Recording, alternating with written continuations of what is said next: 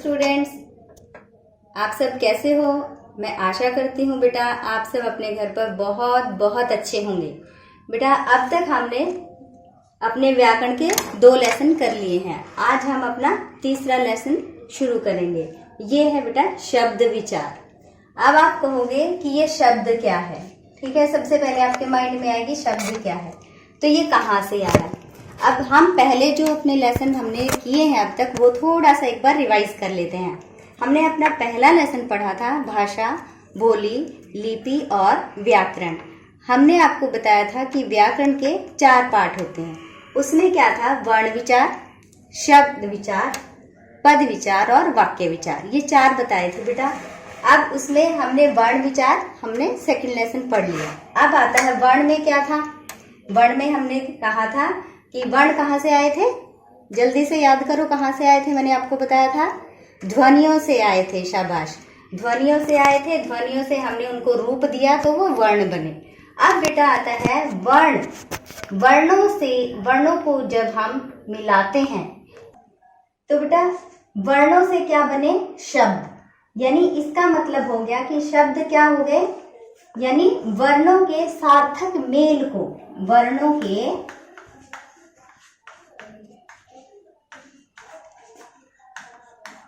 सार्थक मेल को क्या कहते हैं, शब्द कहते हैं। ठीक है, सार्थक मतलब सही सही। यानी मान लो हम वर्ण लिखते हैं, हमने वर्ण लिखे, हमने चलो वर्णमाला हम देखते हैं कि अ आ इ ई उ, ठीक है, क ख ग घ, ये हमने लिख दिए, लेकिन क्या इनसे शब्द बन रहे हैं, नहीं, इनसे कोई भी शब्द नहीं बन रहा। जब इनमें से हम सही सही शब्दों को उठाकर आपस में जोड़ेंगे तब वो कोई शब्द बनेगा। जैसे हमने वर्णमाला में से ले लिया त, फिर ले लिया न, ये वैसे तो अलग अलग है लेकिन जब हम इनको पास पास में लिखेंगे तो क्या बन गया, तन। इसी तरह से म, न, मन, यानी कोई भी शब्द जब आप लोगे, कोई भी वर्ण लोगे और वो उनका मेल सार्थक होगा, उन्हें हम शब्द कहते हैं। ठीक है, अब आता है बेटा कि शब्द कितने प्रकार के होते हैं। स्माइल ऑन योर फेस, अपने फेस पे स्माइल रखेंगे और वीडियो को स्माइल करते हुए देखेंगे। ओके, ठीक है बेटा, तो अपने फेस पे स्माइल रखनी है और स्माइल करते हुए वीडियो देखनी है। ओके, ये प्रॉमिस करो सब कि स्माइल रखेंगे। अब आगे देखो, अब आता है बेटा शब्द के भेद। अब ये समझ में आ गया ना, सार्थक, सार्थक माने सही सही का जो मेल करेंगे वर्णों का, तब हमारा वो बनता है शब्द। अब आ गया बेटा शब्द के भेद।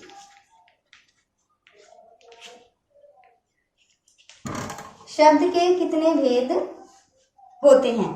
शब्द के बेटा, या हम कह सकते हैं इसको, ठीक है, शब्द के भेद, शब्द के बेटा 4 भेद होते हैं और इसको हम कह सकते हैं शब्दों का वर्गीकरण, कि शब्द कहाँ कहाँ से आए। ठीक है, पहला है स्रोत या उत्पत्ति के आधार पर, या इसको कह सकते हैं उत्पत्ति या जन्म भी कहते हैं इसको।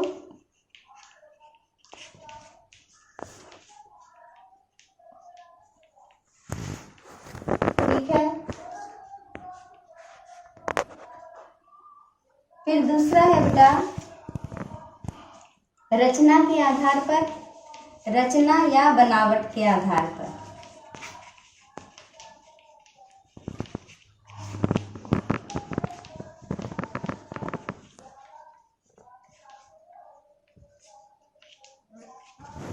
तीसरा है बेटा हमारा प्रयोग के आधार पर,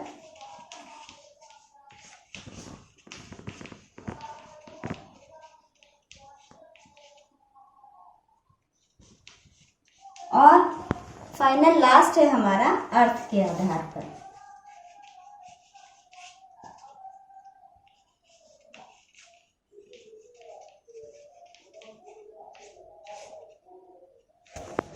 तो ये है हमारे शब्दों का वर्गीकरण, यानी कि ये जो शब्द हैं इनकी उत्पत्ति या जन्म या बनावट ये कहाँ से और कैसे हुई वो आपको मैं अब समझाऊंगी। ये इसके 4 भेद हैं। सबसे पहले हम लेंगे स्रोत और उत्पत्ति के आधार पर।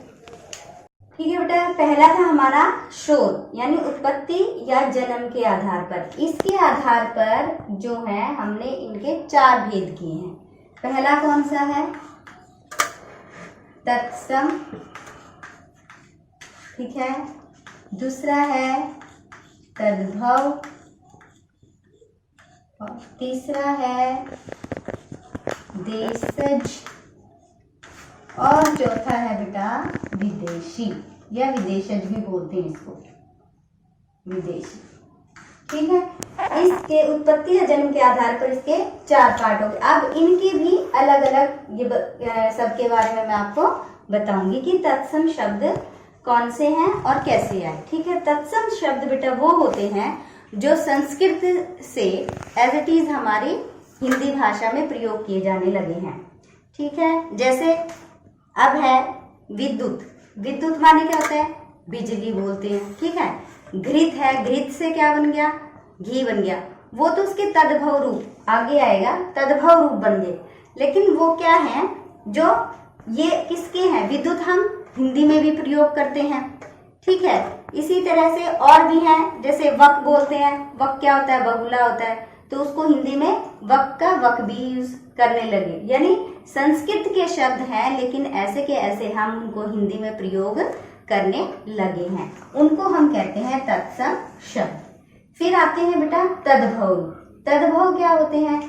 शब्द वो किसके हैं? संस्कृत के हैं, लेकिन उनका बिगड़ा हुआ रूप यानी कुछ परिवर्तन के साथ हिंदी में प्रयोग करने हम लोग लगे हैं, तो उनको हम कहते हैं तद्भव रूप। जैसे अग्नि है, अग्नि से क्या बन गया?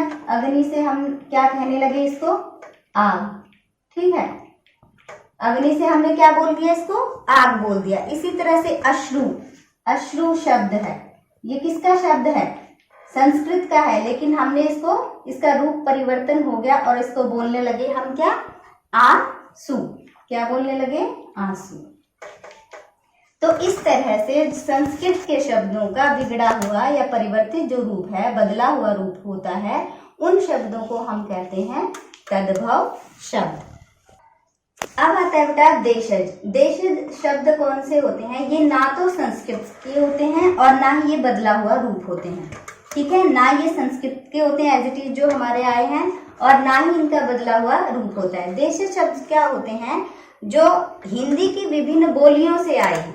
हिंदी की जो हमारे देश में हिंदी की विभिन्न, हमारे देश में अलग अलग बोलियां बोली जाती हैं। फर्स्ट लेसन में मैंने आपको बताया था, तो उनसे अलग अलग शब्द हमारे आए और उनको हमने कहा देशज शब्द। जैसे चिमटा, ठीक है, चिमटा,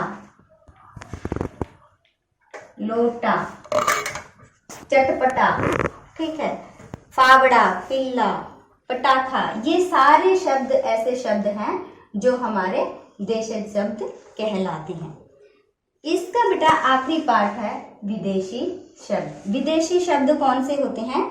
जो विदेशों से आए हैं। यानी हमारे देश में देखो बहुत सारे लोग आए, पुर्तगाली आए, मुगल आए, अंग्रेज आए, तो ये लोग जो अपनी भाषा बोलते थे, तो उनमें से जो शब्द निकले और जो हमारे यहाँ के लोगों को ठीक लगे, उन्होंने वो अपनी बोली में शामिल कर लिए।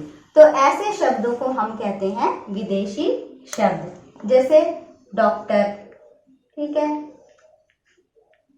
डॉक्टर ये किसका है? अंग्रेजी का शब्द है, लेकिन हमने इसको अपनी हिंदी भाषा में प्रयोग कर लिया। इसी तरह से दवा, दवा नहीं है, उर्दू, फारसी, ये बहुत सारे भाषाओं के शब्द हमारी भाषा में आकर, हमारी हिंदी भाषा में आकर सम्मिलित हो गए, उन्हें हम कहते हैं विदेशी शब्द। अब दूसरा पार्ट था बेटा इसका, इसके जो वर्गीकरण किया था उसमें पहला ये था, और दूसरा है रचना और बनावट के आधार पर। रचना और ये हमने पढ़ा स्रोत और उत्पत्ति के आधार पर इसके 4 भेद हैं, तत्सम, तद्भव, देशज और विदेशज। अब दूसरा इसका था बेटा रचना और बनावट के आधार पर। रचना और बनावट के आधार पर ये हमने 3 पार्ट में, 3 भागों में बांटा है। सबसे पहला क्या है? रूढ़। रूढ़ शब्द, ठीक है। उसके बाद आता है हमारा यौगिक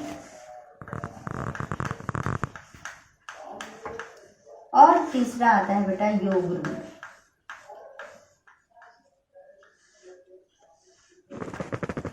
ये हमारे इसके 3 भाग हैं।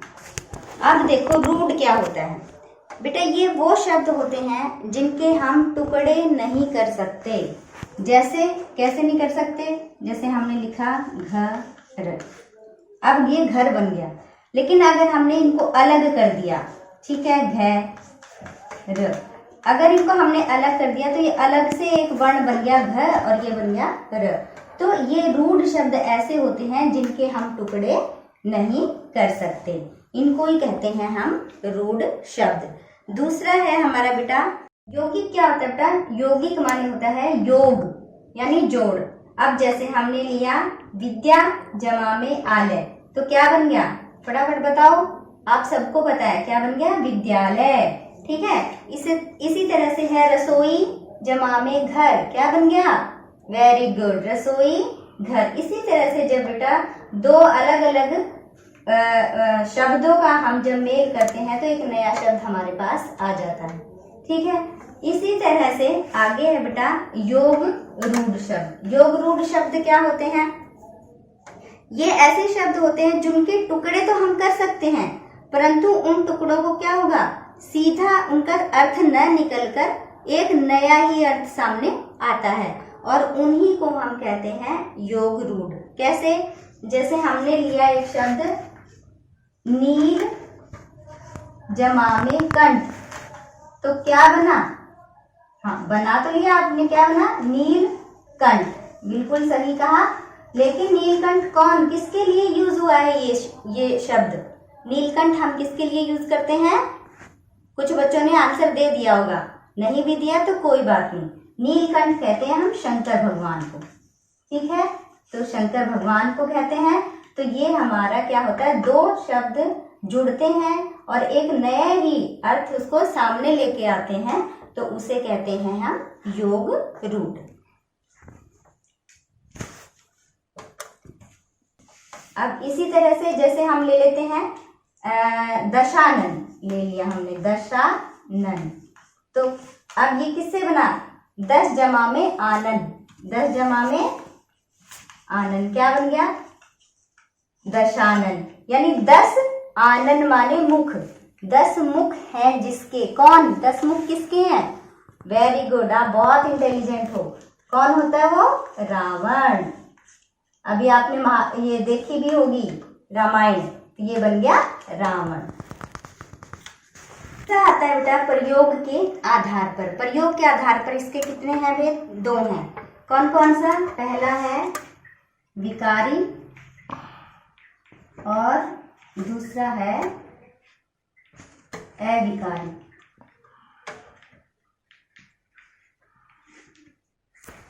ये 2 हैं।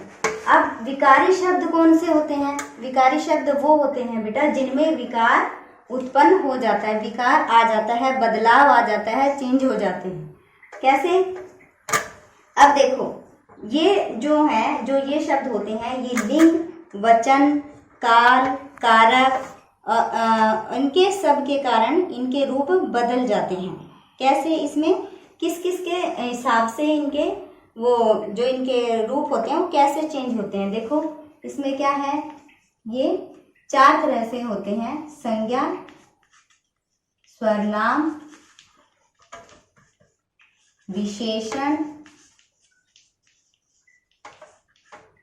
विशेषण और होता है हमारा लास्ट क्रिया, ठीक है। अब ये वो शब्द होते हैं जिनका रूप बदल जाता है। संज्ञा के हिसाब से कैसे बदलेगा रूप? जैसे देखो यहाँ पर क्या लिया हमने? लड़का। अब लड़का का क्या हो जाएगा? लड़के, लड़के हो जाता है, लड़कों हो जाता है। तो यानी यहाँ से ये रूप बदल गया, तो ये क्या हो गए? विकारी शब्द हो गए। इसी तरह से जैसे पत्ता, पत्ता है, पत्ता का क्या हो जाएगा? पत्ते। ये रूप बदल गया, ठीक है। इसी तरह से आता है स्वरनाम में। स्वरनाम में क्या होता है? जैसे वह है, ठीक है, वह का क्या हो जाता है, हम किस में चेंज कर देते हैं, वह का वे में चेंज कर देते हैं। तो ये चेंज हो गया ना, इसका रूप बदल गया ना। इसी तरह से विशेषण, अब जैसे नीला है, नीला का क्या हो गया, नीले, फिर ये क्या हो सकता है यहाँ पर, नीली।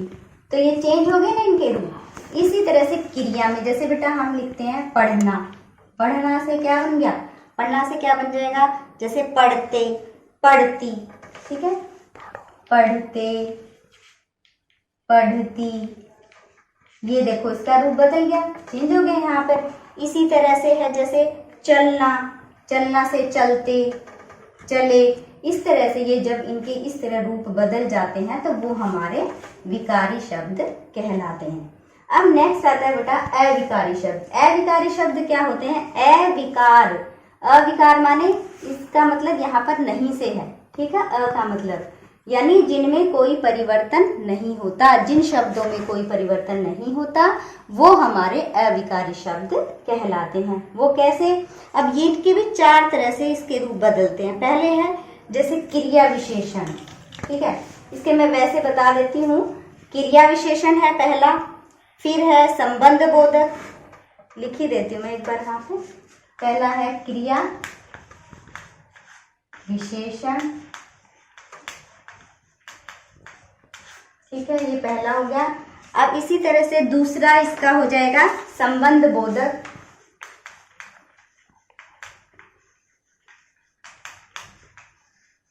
संबंध बोधक। तीसरा है बेटा इसका समुच्चय बोधक, और लास्ट है इसका विस्मयादि बोधक, विस्मयादि बोधक।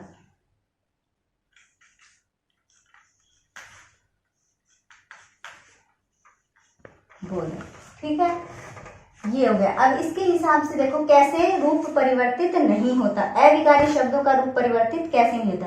अब देखो क्रिया विशेषण है, सबसे पहला हमारा क्रिया विशेषण, मैंने इसका उदाहरण दिया आपको, यहाँ दे रही हूँ।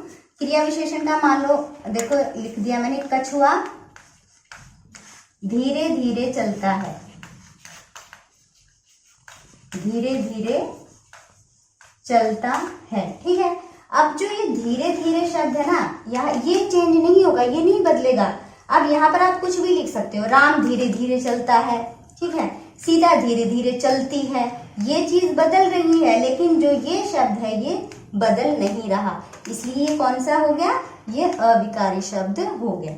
इसी तरह से संबंध में देखो बेटा, संबंध में क्या है, जैसे हमने लिख दिया संबंध में हमने लिख दिया घर के सामने पेड़ है। अब ये सामने जो शब्द है ना, ये बदलेगा नहीं, तो ये बदल सकता है, पीछे का बदल सकता है, आप कोई भी वाक्य इससे बना सकते हो, तो सामने शब्द नहीं बदलेगा, तो ये क्या हो गया, अविकारी हो गया। अब इसी नेक्स्ट है बेटा हमारा समुच्चय बोधक। कौन से शब्द होते हैं समुच्चय बोधक के, एक बार मैं आपको यहाँ पे बता देती हूँ। समुच्चय बोधक के शब्द होते हैं जैसे और, तथा, या, क्योंकि, ऐसे बहुत से और शब्द हैं, ठीक है। तो इनमें कोई परिवर्तन नहीं होता, जैसे मैं और मीरा जा रही हैं, श्याम और नेहा जा रहे हैं, ठीक है। इस तरह से हम यहाँ और लगाएंगे तो आगे पीछे के जो हैं वो बदल जाएंगे, लेकिन ये शब्द नहीं बदलेंगे, ये अविकारी शब्द हो गए। लास्ट आता है बेटा विस्मयादि बोधक। विस्मयादि बोधक में क्या होता है, जैसे ओहो, ठीक है, अरे, ये वाले शब्द भी नहीं बदलेंगे। अरे तुमने ये क्या किया, ठीक है, अरे वो गिर गया, ओहो ये क्या हो गया। इस तरह से ये शब्द नहीं बदलते और यही शब्द कहलाते हैं सारे अविकारी शब्द। लास्ट है बेटा हमारा शब्द वर्गीकरण में अर्थ के आधार पर। अर्थ के आधार पर शब्द के दो भेद होते हैं, वो क्या है, सार्थक शब्द और निरर्थक शब्द।